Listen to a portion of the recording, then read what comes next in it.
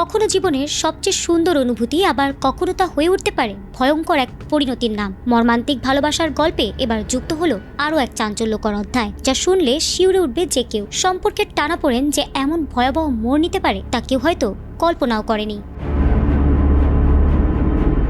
মাত্র 6 মাস আগে সামাজিক যোগাযোগ মাধ্যম ইনস্টাগ্রামে পরিচয় হয় যুবক কামতা প্রসাদ সূর্যবংশী ও তরুণী রোশনি সূর্যবংশীর। শুরুতে সম্পর্ক ছিল স্বাভাবিক, কিন্তু সময়ের সঙ্গে সঙ্গে তৈরি হয় সন্দেহ আর দূরত্ব। এক পর্যায়ে কামতা রোশনিকে ফোন ও বার্তায় ব্লক করে দেন, আর এখান থেকেই শুরু হয় অশান্তির নতুন মোড়।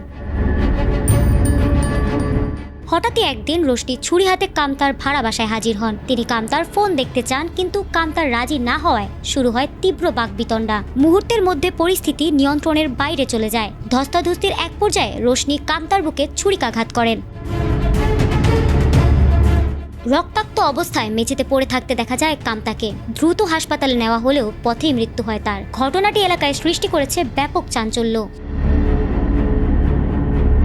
পুলিশ ইতোমধ্যে রোশনিকে গ্রেপ্তার করেছে এবং হত্যার মামলা দায়ের করা হয়েছে। ময়নাতদন্তের জন্য মরদেহ পাঠানো হয়েছে এবং তদন্ত এখনো অব্যাহত রয়েছে বলে জানিয়েছে পুলিশ। প্রেমের গল্প যেমন ভয়াবহ পরিণতি ডেকে আনতে পারে, তা আবারও প্রমাণ হলো ভারতের ছত্তিশগড়ের বিলাসপুরের এই মর্মান্তিক ঘটনায়। ভারতে ঘটে যাওয়া এই হত্যাকাণ্ড এখন আলোচনার কেন্দ্রবিন্দু।